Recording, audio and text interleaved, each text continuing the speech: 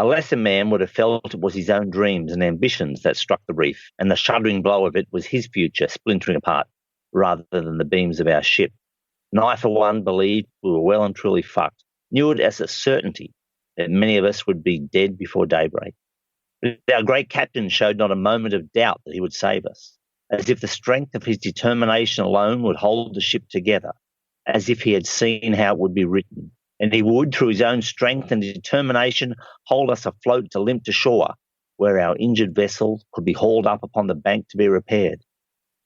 And there are some nights when the moon is bright across the reefs and the strong southerly winds swirl together my memories and my longings, that I almost believe that is exactly how things played out. For he didn't save us, did he? Waterby, late at night. The elders are feverishly talking Yukomindilby at the fire. As I have not yet been initiated, the Wopur, imperial pied pigeon, having passed only 11 times through the land, I am not permitted to take part of the conversation. It is only for the men. But this isn't going to deter me. I long to know what they are saying and crane my head forward in the darkness to hear as much as I can. As the talk around the fire continues, I can only make out parts of the words, intermittently, yet ngato kalkanyande. The hairs on my skin stood up on end. From what I hear, unknown spirits have been forming along the coast. Could this be Wuchi, the most terrifying of all spirits, who may have come for members of our tribe? Welcome to the Good Reading Magazine podcast, sponsored by Pantera Press. Good Reading is a monthly magazine dedicated to books and reading and aims to help readers discover their next favourite book. You can find out more about the books discussed on today's podcast at goodreadingmagazine.com.au. Hello and welcome back to the Good Reading Podcast. I'm Max Lewis, and today we're joined by Craig Cormick and Harold Ludwick, talking about their new book, On a Barbarous Coast, which tells an alternate story of how Australia was discovered by Captain Cook and the crew of the Endeavour in 1770. After the Endeavour becomes shipwrecked off the coasts of far North Australia, a band of fractured survivors try to make sense of the strange new land and its unknown creatures, as well as the area's original inhabitants. Meanwhile, the Yugu Yamadir people watch the mysterious white beings, unable to decide if they are ancestor spirits or hostile invaders. One young man, Gargil, is determined to find out exactly who they are. Craig and Harold, thanks so much for joining us today. Pleasure. Glad to be here. So the book takes its title and epigraph from a passage of the journal of Sidney Parkinson, who was a botanical artist on the board of the Endeavour, where he muses on what might have happened if they became shipwrecked on the coast of Australia. Was it that direct passage that inspired the concept of this book? It wasn't so much that direct passage, but when I found that passage, it captured the sense of fear that the Europeans on board the Endeavour had of what was going to happen if they did get wrecked ashore. And ironically enough, Sidney Parkinson did a complete 180 degrees because he actually got to spend a lot of time with the people and recorded a lot of their language and probably came to some better understanding of it not being a barbarous coast at all, but having people they were actually able to make some communication with. And how did you two come to write this book together? It started off, I've been a Cook tragic for a long time, and I've written a lot of short stories with Captain Cook in them, and I was keen to write a book that reassessed Captain Cook, because as we move in towards 2020, it's apparent that our attitudes as a nation to Cook are very complex. We either lionize him, demonize him, and so I thought there's got to be a lot more to tell than that. And I'd been up in Cooktown, and I thought, this is great. No one knows the Cooktown story. Why is that? It's amazing, because everybody knows Botany Bay, and Cook only spent 8 days in Botany Bay, but he spent 48 days up in Cooktown and had some real meaningful interactions with Indigenous people there, but no one knows the story. So first I thought I'd just tell the Cook story, but I want to tell it in a different way, because I was thinking, how might our history play out had just one single thing been different? And that single thing was when the Endeavour struck the reef up in the Great Barrier Reef, and a lot of people know that the Endeavour hit the reef and they managed to save it and limped ashore and fix the ship. What had happened if they weren't able to fix the ship? What would happen then if the crew, half of them had died and in a shipwreck, it had been stormy night, and they'd come ashore and there they were with really no weapons, no food, none of the technology of the time they had that gave them the superiority of power?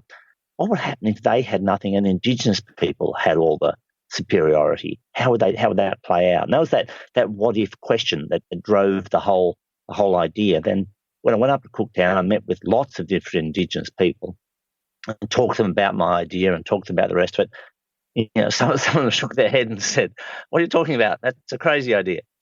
And some of them, like Harold, he sort of got it. And he said, yeah, this is how it would have played out. And this is when they would have speared them. This is when they wouldn't have. And over time, me and Harold started flashing the idea out, and we just hit it off really well.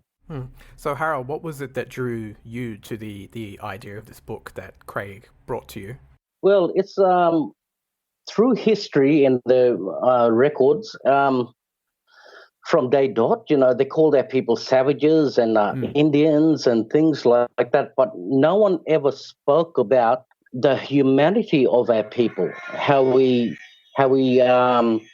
cared for people other than ourselves. I mean, you go back to the days of Pelletier. He lived 20-odd years with the Indigenous people up on Lockhart River. You had Mary, a lady from Innisfail, white woman, that lived with Aboriginal people for a year before she seen another white man.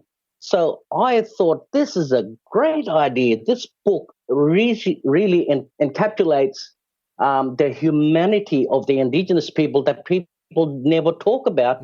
And we can put that into words and show people that, yes, our people did have empathy. Our people did have humanity. And so, it was a perfect story to tell. It's about the reconciliation as well, because when Cook arrived here, and on the 19th of July, when he took a shot of our people, the fight over the turtles, it was the little old man called Yapariko who initiated the reconciliation. So, the cultural governance of this area is also needs to be told. And so I think it was a very, very right timing for me to get my story across as well. And so what role did each of you play in the writing of the book? Was it quite a shared burden, or did each of you sort of focus on different areas? So I guess at a simple level, I tell the white fella story and Harold tells the black fella story. But we actually found as we started writing our own parts, we were informed by the other person's writing and the other person's ideas. So there's some, a lot of Harold's thinking's in mine. I guess some of my thinking might be in Harold's as well. So it's not like completely disparate narratives, because as the book goes on, the two get closer and closer and closer together until the white fella survivors are actually living with Indigenous people. That's correct. It flows in and out of each story. So, it's a good meshing of our stories of the black fella and the white fella story. Yeah, so that was one of the purposes of the book, that we really wanted to find a way to bring the two narratives together in a way that could bring the two cultures together. And so there's the big key question in the book: what if some of the shipwreck survivors had lived with Indigenous people that long, and they moved together towards more unity than we've seen across most of our history? How differently our whole history might have been then. Harold, if I'm not mistaken, this is your first published book. What was the experience of writing it like for you? Well, I'm not so good at grammar, but I learned a lot about grammar when I started writing it. The pause and different lines, and it was a learning curve for me because I didn't have much education. I was pretty much a rat bag, so I didn't go to school much. I'd rather be out hunting, and it's taught me respect for other authors as well. It's the devotion to what you want to do, and you've got to be self-motivated to do it. And so it taught me a lot of things just being part of this book. Yeah, and Harold's voice is very genuine. I really like that because Harold's voice comes from his emotions and what he feels and so on. And we particularly wanted to include a lot of language, the Google Imida language in the book. And that excerpt Harold read, you'll see that he used a lot of Indigenous words in that. So it's also a way of preserving and record keeping for the Indigenous language. It was important for the essence of what Captain Cook done when he got here. Not him, but mainly Joseph Banks and Sidney Parkinson. They recorded 132 words. And when we look at the word list today, those words, we can identify what they were saying, even though they spelled it phonetically. So it's a very important that the nation understands that the very people that Cook met in 1770 and the language that was recorded is still here today. Although the book, as we said, is a fictional alternate account of the discovery of Australia, it does use real figures from the endeavour, including the aforementioned Sidney Parkinson and Joseph Banks, as well as Cook himself, and even our narrator, James Magra. How did you go about developing their characters and the decisions they make in the novel? So while the book's fiction, it's based as close to fact as we could get it. So everybody in the book's an actual person. I went to a lot of research, try and hunt down as much as we could about their known characters. We looked at a lot of examples of other shipwreck survivors in Australia to model it on. So how would it have played out? The key voice is narrated by James Joseph Magra, also known as Matra, which Matraville in Sydney is named after. And he was a bit of an odd bod, and I was hunting around to find the right narrative voice, and he stuck because he was a midshipman. His father was born in Corsica. He went to Ireland and went to America, so he was American-born himself. And he was not a big fan of Cook. He'd been disciplined by Cook on board the ship previously. He was critical of some of Cook's decisions. And I thought, that's what I need. I need a critical voice who doesn't fit in, someone who doesn't belong to the English hierarchy, someone who's a bit of an outsider already. And that gives us a perspective to show, tell the whole story from a different point of view. And there's quite an interesting dynamic between the surviving crew of the Endeavour and Magra and Captain Cook, who becomes quite incapacitated for much of the novel. Why did you choose to have Captain Cook take somewhat of a back seat in the novel's dynamics? Well, Cook has a problem. He overwhelms the book. He can overwhelm every story as part of it. So we needed him there, but not to overwhelm it. So Cook was comatose after the wreck. He gets hit by falling spars and he's largely incapacitated. So to an extent, Cook becomes a symbol or a figure, as he has in the modern way of looking at Cook. But everything circles around him.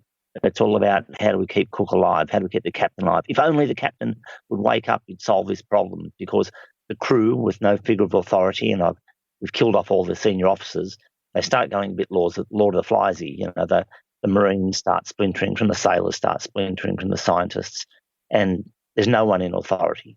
And so things start breaking down very quickly amongst the white survivors.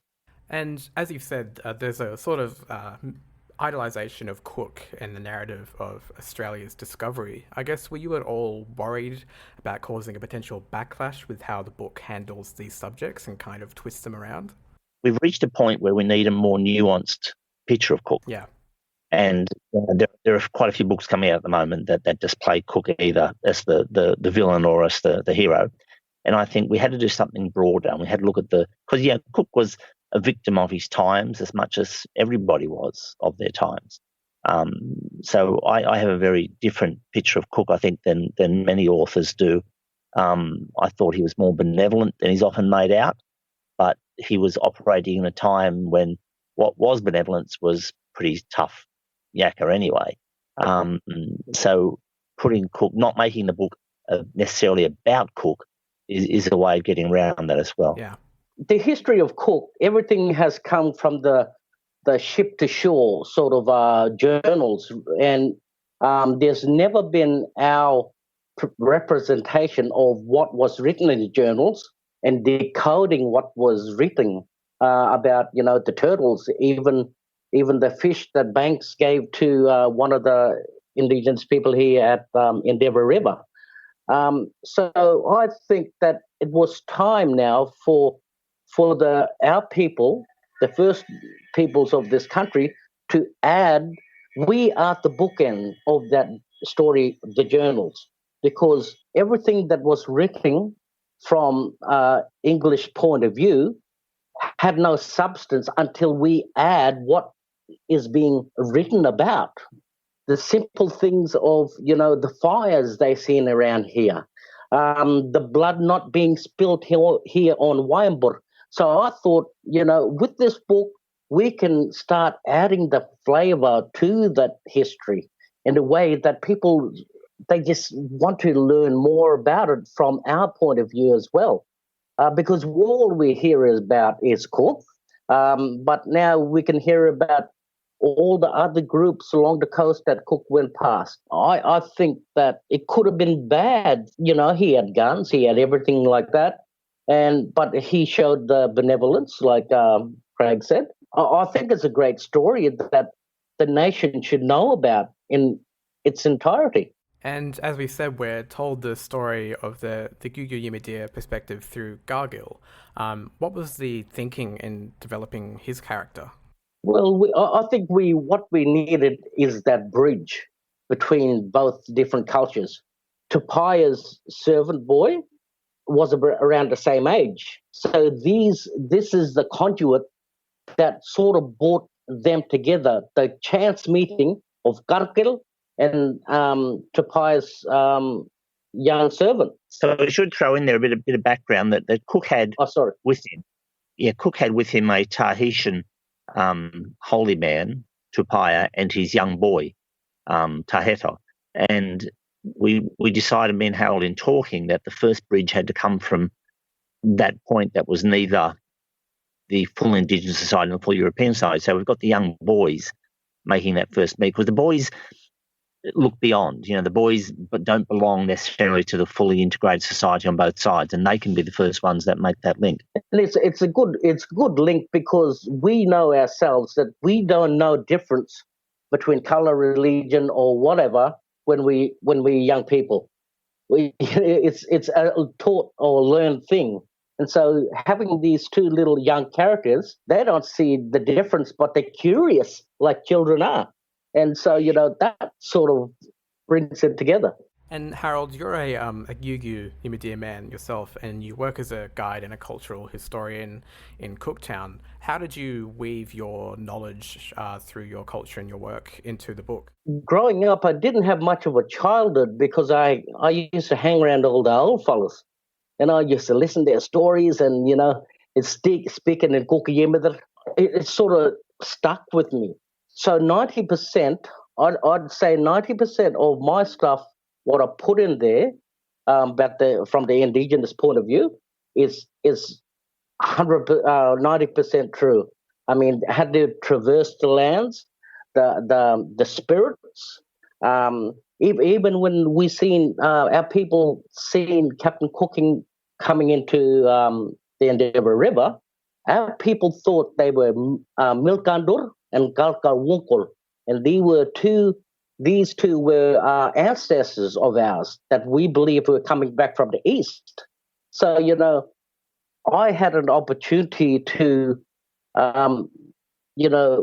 put into this story a lot of the truth of our people, right down to the cultural governance and sacred areas of significance. Where Captain Cook careened the Endeavour, it's neutral land. It was more or less like the UN, because all clan groups could come here to negotiate and, instead of going to full-scale war, they could come here and discuss the issue instead of, bloodshed.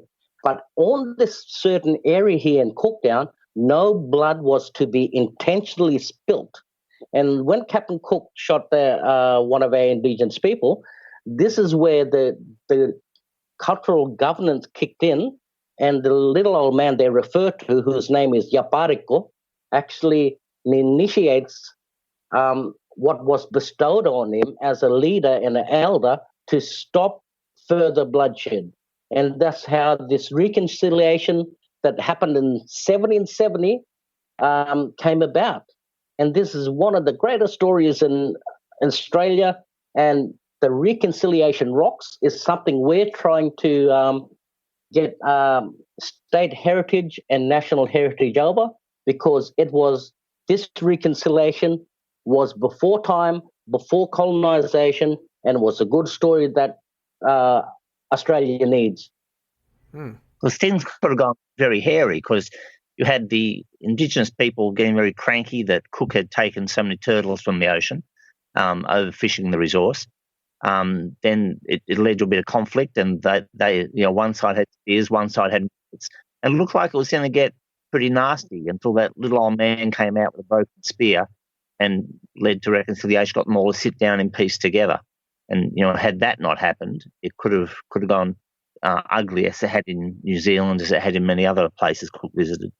And I think how Cook summarised the Indigenous people here at Cooktown as well. He said, they live in a fine climate. They have no want for material things. They are far more happier than us Europeans. So it goes to show that he sort of understood us in a way that we didn't want anything, because we threw away all the beads and nails they tried to give us.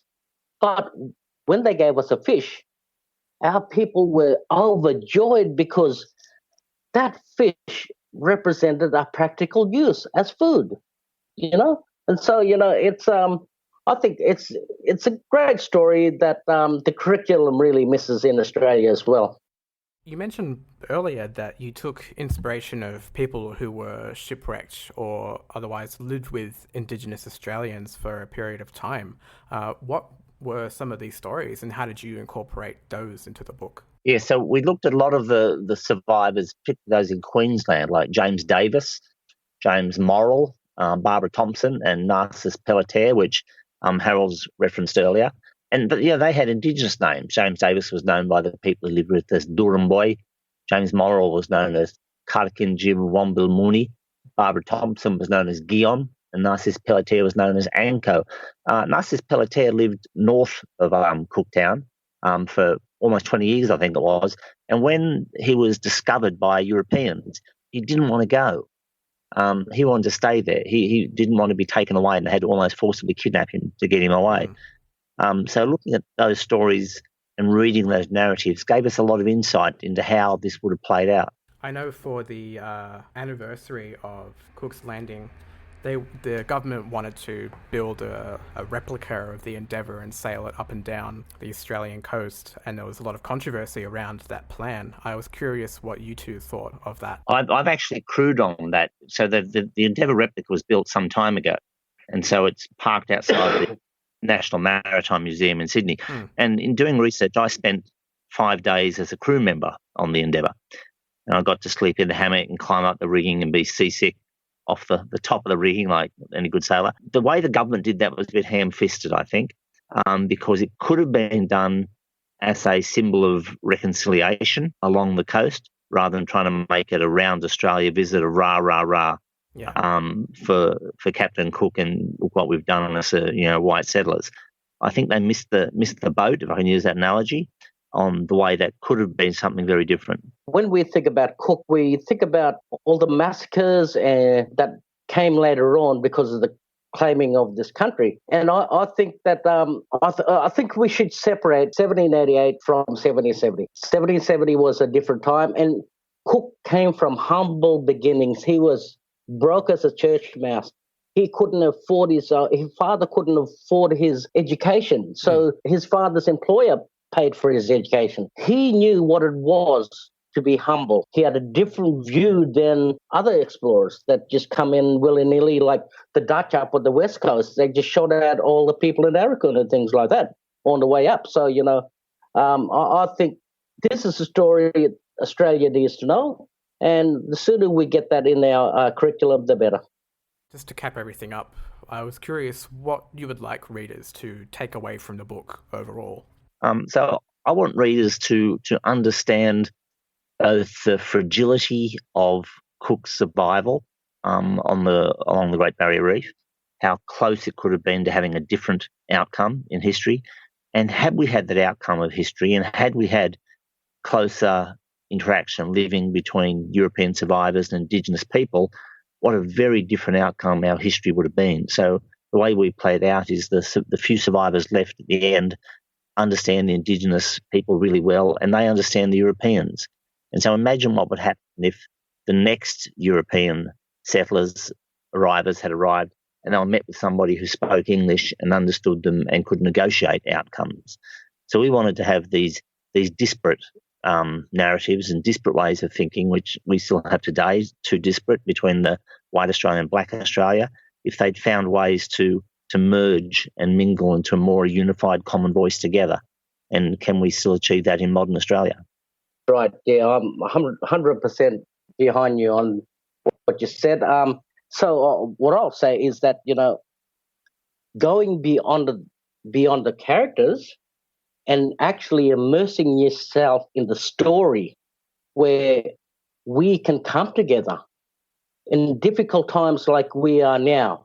We can come together. The story of respecting each other and understanding each other goes a long way for us as a nation. Yeah, absolutely. Well, Craig and Harold, thank you so much for joining us today. Thank you, Max. Thank you. Thank you.